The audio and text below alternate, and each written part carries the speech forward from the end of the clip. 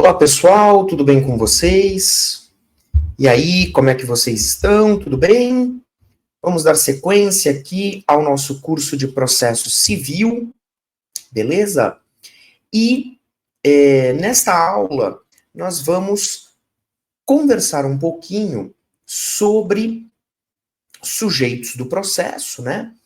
Mais especificamente, nós vamos falar sobre os deveres das partes, ok? Então, basicamente, nosso tema de hoje, deveres das partes. Tá bom? Vamos lá, pessoal. Vou começar aí o nosso material para que a gente converse sobre esse assunto que tem alguns pontos bem interessantes que a gente merece aí dar uma atençãozinha especial para a prova. Vamos lá. Então, o grande tema que estamos falando agora é o tema dos sujeitos do processo, né? Sujeitos processuais, mais especificamente, deveres das partes.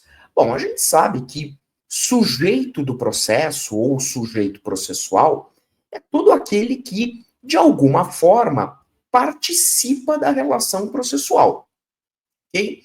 E claro que as partes, autor e réu, eles são sujeitos do processo, beleza? Assim como o juiz, por exemplo, né? Enfim.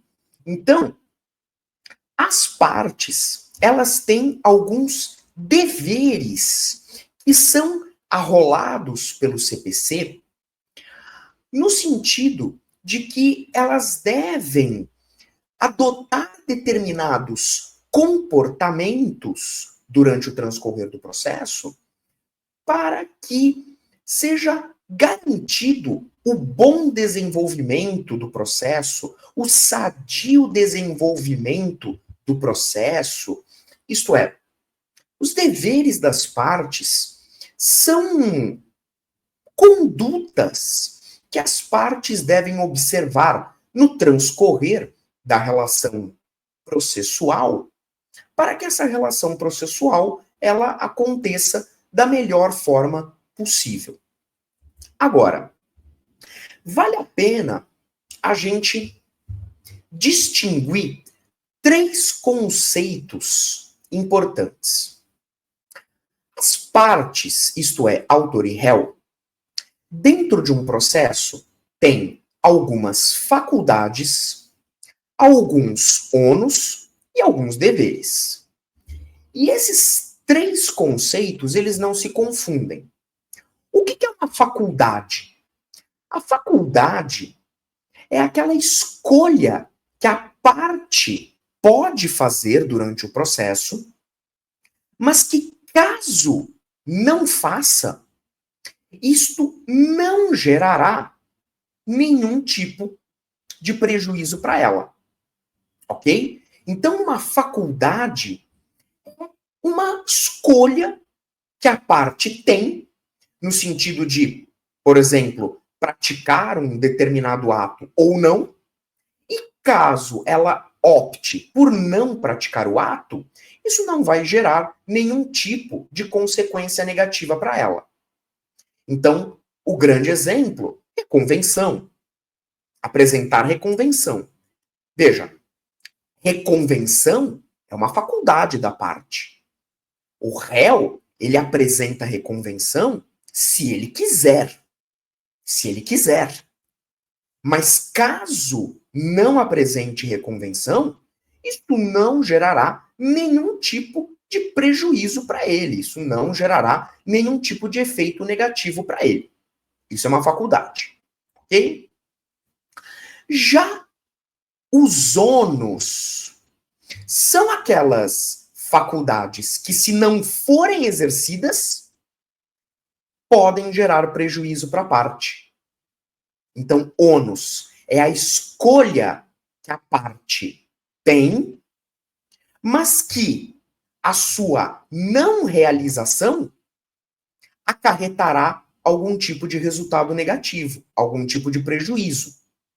Um bom exemplo de ônus é a apresentação da contestação. Veja, O réu, ele não é obrigado a contestar, tá? Por isso que a gente fala que ônus é um tipo de faculdade. O réu não é obrigado a contestar. Mas se não contestar, isso acarretará prejuízos para ele. Isso acarretará efeitos negativos para ele, que são os efeitos da revelia, ok? Por fim, os deveres processuais são condutas, são normas de ordem pública e que dizem respeito não apenas às partes, mas a todos aqueles que participam do processo. Ok? Todos os sujeitos do processo têm deveres. É que agora nós vamos focar apenas nos deveres das partes, tá? Mas todos aqueles que participam do processo de alguma forma têm os seus deveres. Aquelas condutas que deve praticar durante o processo. E que, se não praticar, poderá sofrer as consequências. Ok? Então, o nosso estudo, ele gira em torno, agora neste bloco, dos deveres das partes. Beleza? Bom, os deveres das partes estão basicamente elencados no artigo 77 do CPC. Ok? E se você for prestar atenção nesses deveres processuais do artigo 77, você vai reparar que eles estão diretamente relacionados com a lealdade no processo. Ok? O nosso CPC, lá no comecinho, quando ele trata a respeito dos princípios processuais civis, estabelece o princípio da boa-fé. O princípio da boa-fé processual. Esse princípio da boa-fé processual, ele determina que todos aqueles que participam do processo, incluindo as partes, devem agir com boa-fé no sentido de não se admitir o comportamento processual contraditório, ou seja, todos que participam do processo devem agir com lealdade, com probidade, com moralidade. Suas condutas devem ser dignas de confiança. Então, quando uma parte ela age de forma desleal dentro do processo, em última análise, ela também está violando o princípio da boa-fé, previsto no CPC. Beleza? E a lealdade, ela tem uma relação muito íntima com o princípio da boa-fé. Ok? A lealdade dentro do processo, ela é um desdobramento da boa-fé. Ok? Honestidade, confiança, são conceitos interligados à ideia de boa-fé. Como primeiro dever processual, o artigo 77, inciso 1, fala que é preciso expor os fatos em juízo de acordo com a verdade. Bom, trata-se do primeiro dever processual e do mais básico deles, né?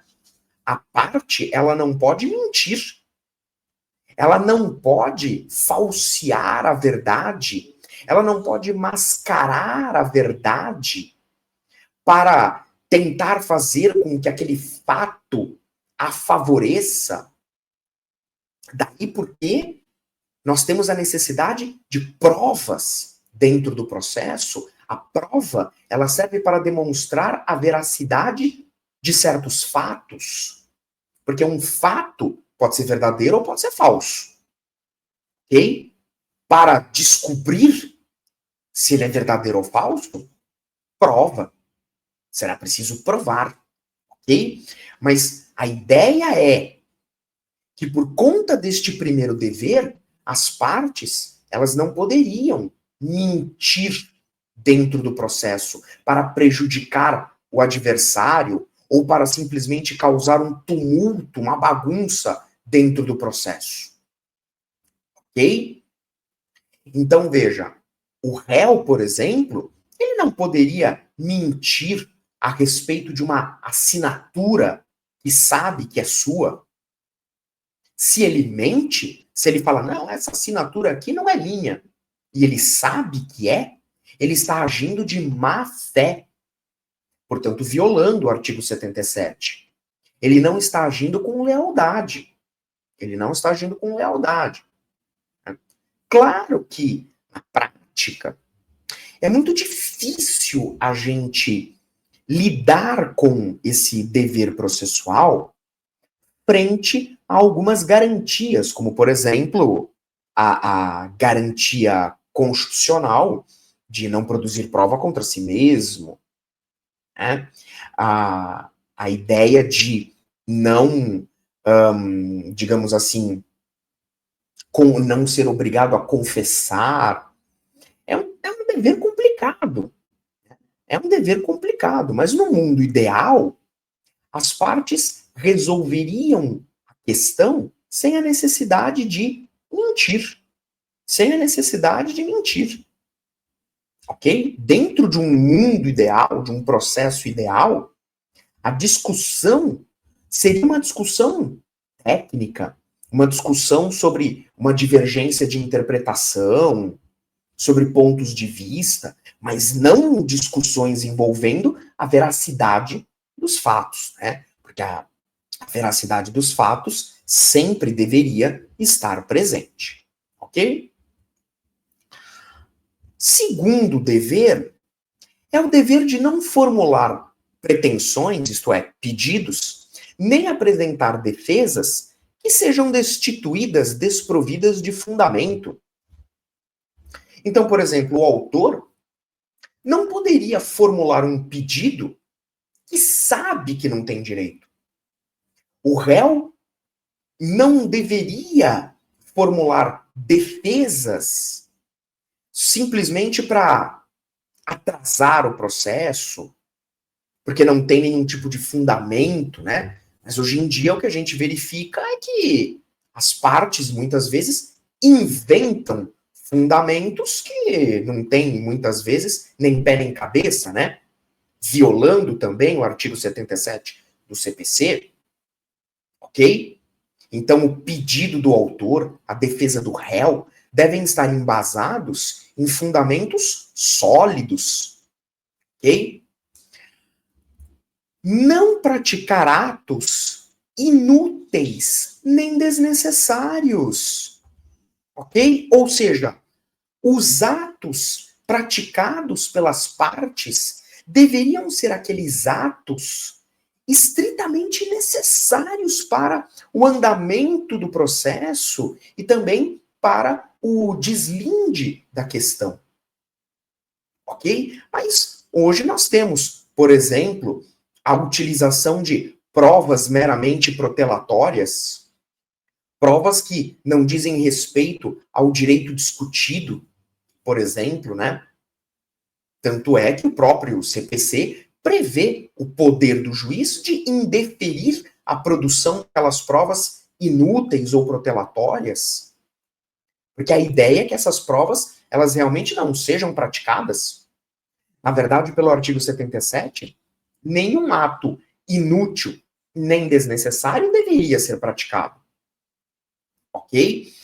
Recursos meramente protelatórios, né? Embargos de declaração sem pé nem cabeça, só para ganhar tempo, cartas precatórias que a parte pede para expedir, não sei para onde, e chega lá, não tem endereço, o endereço não existe, não sei o quê, ok? Porque tudo isso atrasa o processo.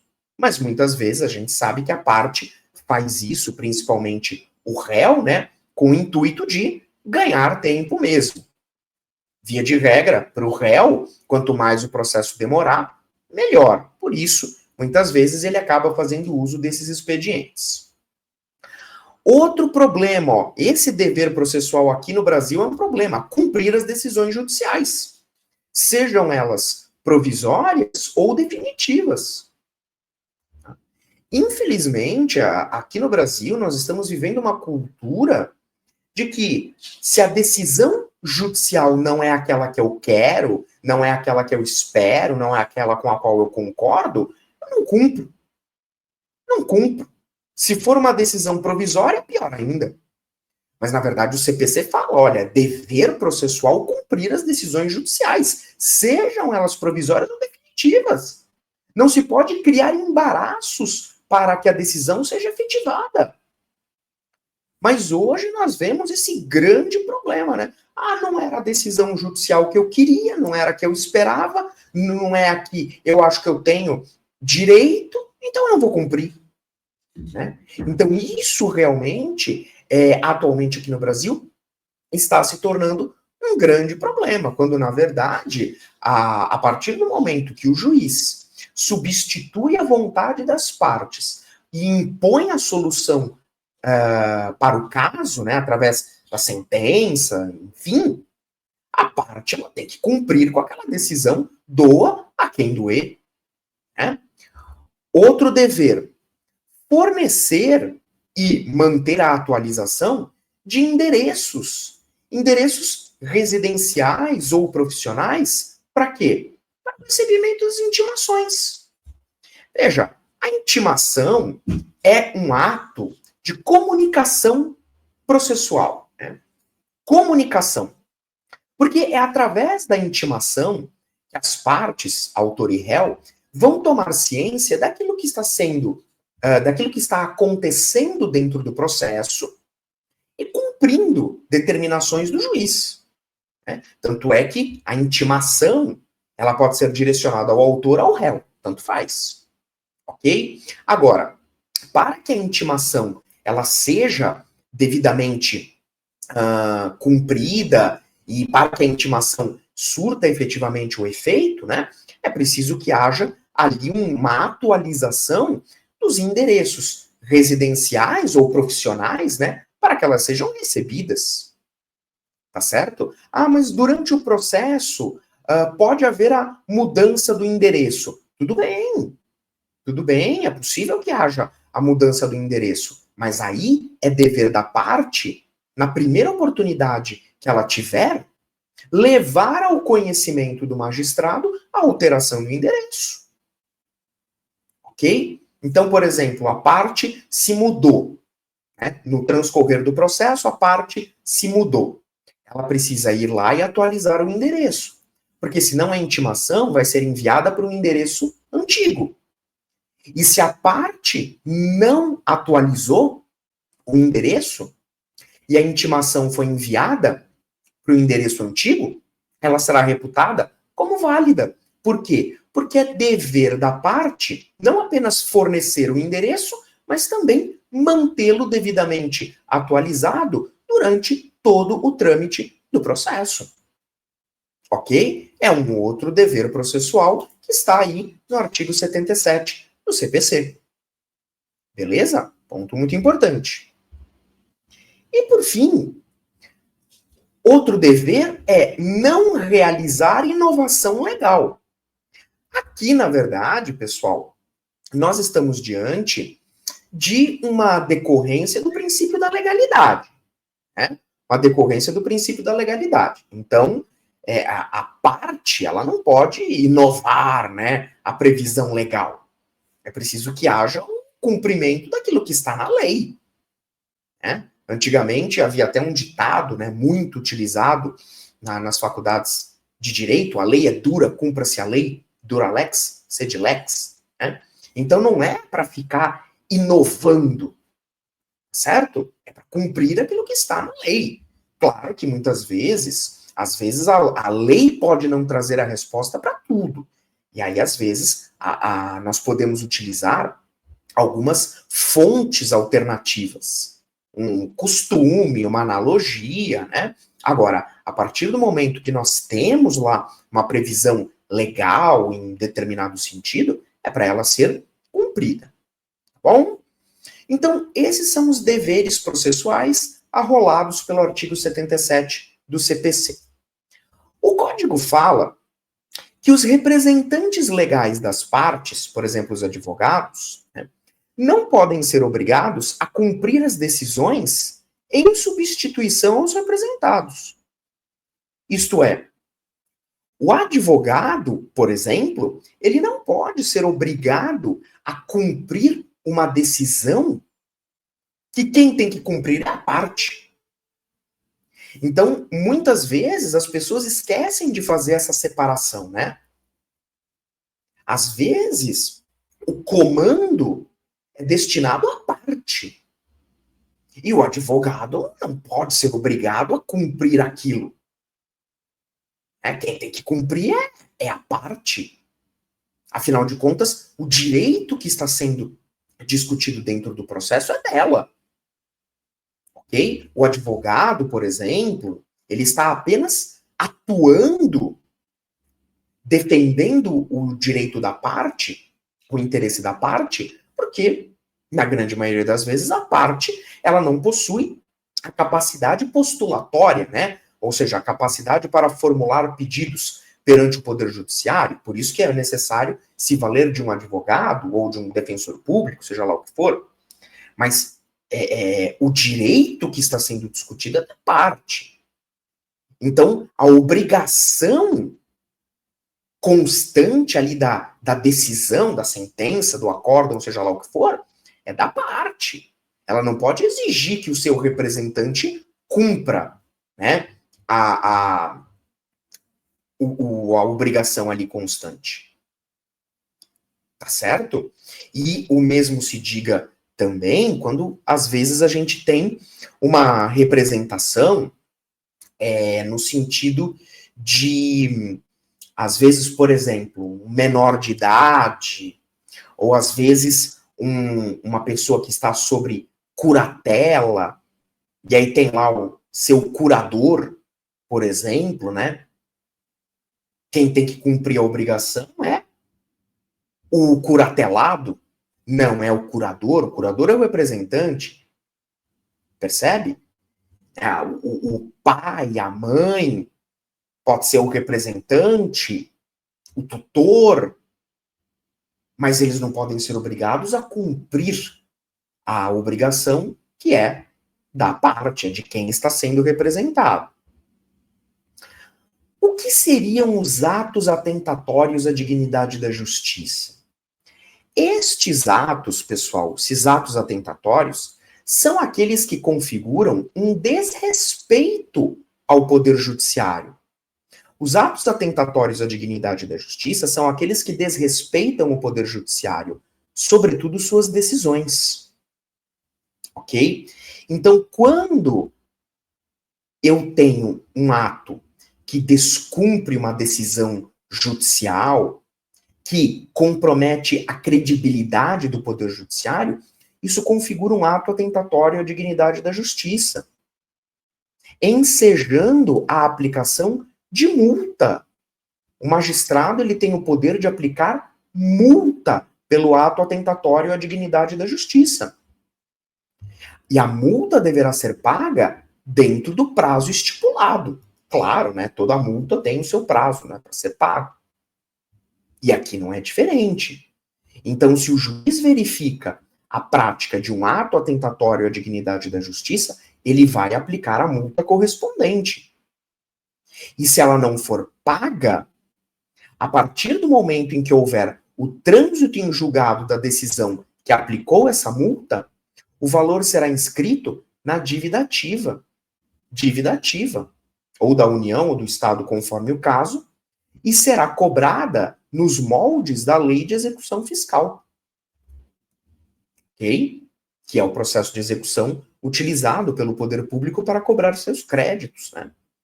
Então, neste caso aqui, veja, o juiz aplicou a multa por ato atentatório, mas eu não vou pagar. Então, você vai ser alvo de um processo de execução fiscal. Quando houver o trânsito em julgado da decisão que aplicou a multa, essa multa será inscrita na dívida ativa. Pode ser da União ou do Estado, né? E você vai ser executado. Beleza? Veja que os advogados, os membros da defensoria, do MP, eles não se sujeitam exatamente a esta multa que nós estamos falando aqui, do ato atentatório à dignidade da justiça, porque cada instituição acaba regulando a matéria de um jeito. Então, não é que o defensor público, o promotor, o advogado, ele pode, né, praticar atos atentatórios à vontade. Não é isso. Não é isso. É que cada instituição é responsável por punir os seus membros por conta dessas condutas. Então, a Defensoria Pública pune de um jeito, o MP pune de outro, e assim por diante. Beleza? Aqui nós estamos basicamente falando daqueles atos atentatórios praticados pelas partes. Tá? Se for praticado por algum outro sujeito processual, aí nós temos que ver qual é o regramento que cada instituição prevê para o caso. Tá? O valor da multa por ato atentatório pode chegar até a 20% sobre o valor da causa. Tá? E isso vai ser dosado pelo juiz, de acordo com o caso concreto, levando-se em conta a gravidade da conduta. Tá? Então, existe um limite de até 20% sobre o valor da causa, mas o juiz ele vai utilizar basicamente a gravidade da conduta como um critério para dosar o valor. Se eventualmente eu estiver diante de uma causa que tenha valor irrisório, que geralmente são aquelas ações que não têm um conteúdo econômico imediato, né, uma ação de adoção, por exemplo, alguma coisa do tipo, então nós podemos utilizar o salário mínimo para cálculo da multa, podendo essa multa chegar até 10 vezes o valor do salário mínimo. Ok? Via de regra, a gente usa o valor da causa, né, para fazer o cálculo, mas se tiver um valor muito baixo, um valor irrisório, podemos utilizar aí o salário mínimo como base. Beleza? Outra coisa, o CPC, ele não admite que nenhum sujeito do processo, incluídas as partes, né, utilizem expressões ofensivas, nem nos seus escritos e nem verbalmente, tá? Então, nas petições, por exemplo, nós não podemos utilizar palavras de baixo calão, xingamentos, linguagem chula, né? É preciso que haja um respeito, um decoro. Se eventualmente houver um emprego dessas expressões ofensivas, né, xingamentos e etc., o que acontece? O CPC prevê que o juiz ele poderá mandar riscar essas expressões, tá? Ele pode tomar essa atitude de ofício ou através de pedido, né, através de requerimento, ok? Então, um advogado, por exemplo, ofendeu o outro lá na petição, utilizou uma expressão ofensiva, o juiz manda riscar, ok? Se for ali num ato que está sendo praticado verbalmente, o juiz dá uma advertência, fala que poderá haver a cassação da palavra, ok? Então isso também é um dever de urbanidade dentro do processo, né? Não é para lavar roupa suja, não é aquela coisa toda. É preciso ser técnico. Até para você, né, ser, digamos assim, mais incisivo, digamos, você tem que ser técnico. Não é, sabe, bobagem que está acontecendo ali. Então, fulano é um mentiroso, não sei o quê. Não, a gente até tem meme, né? Olha, carece da verdade, né? A gente usa umas palavras mais bonitas, assim, né? Mas por que isso até virou meme? Por causa disso aqui, a gente não pode usar essas expressões ofensivas, tá certo? Senão o juiz, ele vai tomar as devidas providências, ok? E por fim, pessoal, vale dizer que o artigo 190 do CPC, quando trata dos negócios jurídicos processuais, ele abre a possibilidade das próprias partes combinarem outros deveres processuais, tá? Além desses que nós analisamos do artigo 77 do CPC, ok? Então, novos deveres processuais podem ser criados aí por negócio processual sem problema nenhum, com base nos requisitos trazidos pelo artigo 190 do CPC. Beleza? Então, basicamente, chegamos aí ao fim deste bloco, onde falamos um pouquinho sobre os deveres das partes. Tá bom? Tema tranquilo, interessante. Depois, faça a leitura do artigo 77, né? Aqui no material eu procurei trazer o resumo, tá? Depois dá uma lida no texto, mas basicamente sobre o tópico dos deveres das partes, era isso que eu tinha para conversar com vocês, tá bom? Pessoal, obrigado aí pela atenção, obrigado pela paciência, e a gente se vê, se Deus quiser, no nosso próximo encontro. Tchau, tchau.